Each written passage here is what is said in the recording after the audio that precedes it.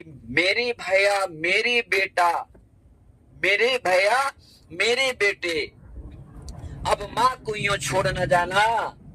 बड़ा कठिन है बेटा खोकर माँ को अपना मन समझाना।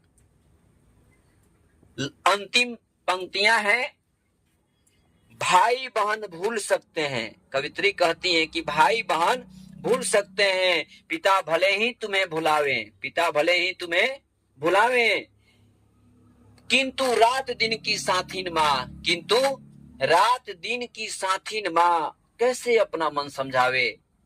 रात दिन की साथिन माँ कैसे अपना मन समझावे। कवित्री कहती है कि देखिए, पिता भी अपने पुत्र को भूल सकते हैं कुछ दिन के बाद, भाई बहन भी अपने भाई बहन को मर जाने के बाद भुला देते हैं। यही दुनिया की नियति है, यही नियति है। हर कोई हर किसी को भूल जाता है। पत्नी पति को भूल जाती है, पति पत्नी को भूल जाते हैं मरने के बाद। लेकिन एक माँ होती है जिसके हृदय में, जिसके दिल में हमेशा अपने पुत्र के लिए वो आग लगी रहती है, वो दर्द रहता है जो अपने पुत्र पुत्री को खो देती हैं। तो माँ का ममता जो है ना, माँ की ममता से बड़ा इस धरती पर कोई समुद्र नहीं है।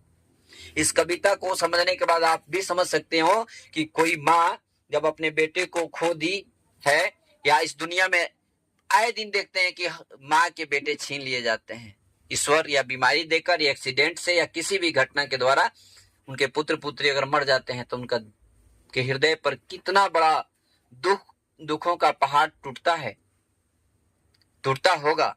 इसका अंदाज एक माँ ही लगा सकती है, एक माँ को ही हो सकता है, एक पिता को ही हो सकता है। इसलिए इस कविता को हम बोलते हैं कि सबसे मेरा या बच्चों का ये फेवरेट कविता हो जाता है, पुत्र वियोग। इसलिए माँ का अवमानना, माँ का अनादर नहीं करिए, माँ ही सब कुछ है। जिंदा अगर कोई भगवान है तो आपके माता पिता हैं, उनकी पूजा कीजिए, नहीं तो भगवान को किसने देखा है।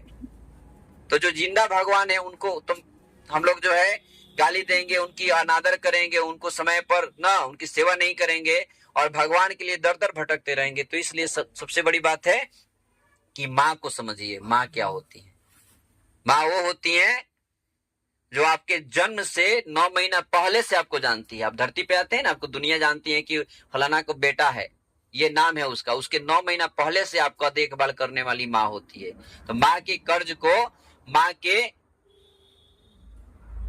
ऋण को 7 जन्म में क्या